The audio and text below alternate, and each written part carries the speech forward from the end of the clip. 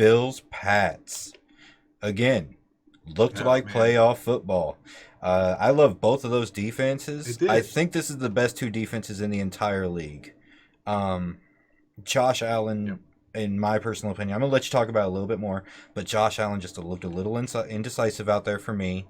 I also think that hit on Josh Yep. Allen was not a legal hit. I think that was a pretty cheap hit. I'm surprised there was no suspensions on that. I kind of want to bring that up a little bit later. We're going to touch on it again.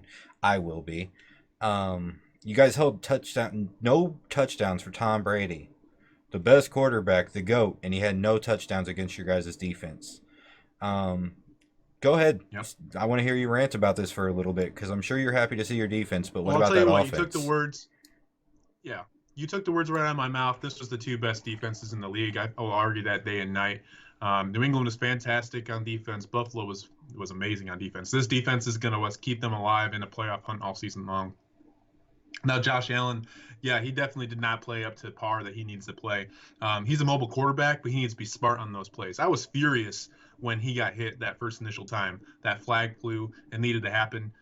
But after reviewing it, yeah, I mean, I think that play was a little more clean than it should have been. Yeah, there was a little bit of question, a little bit of gray area, but it wasn't black and white as um, some of these other hits that we saw this week for sure.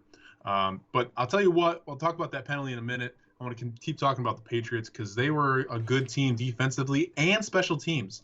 That special teams play, they saw something. They got that block punt for a touchdown. That was the game changer right there. If that block punt Yeah. didn't happen, who knows what would have happened in this game because the defense did not budge whatsoever.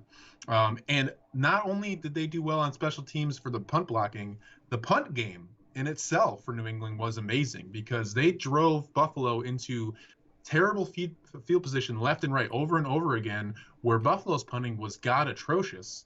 It was absolutely really bad. And that was a game changer in itself. So not only are we talking a lot about the defenses here, the special teams on New England was a game changer as well. I enjoyed seeing Brady struggle a little bit there, just as a Buffalo Bills fan, but he'll make a comeback soon. And Josh Allen, I think there's a lot of times that he can improve on. Who knows if he plays this week? Because of the concussion protocol moving forward. But that penalty that they flew for the play, even though after looking at it, I don't know if it was a personal foul or not. The ref has to throw that flag. When in doubt, they're taught throw that flag.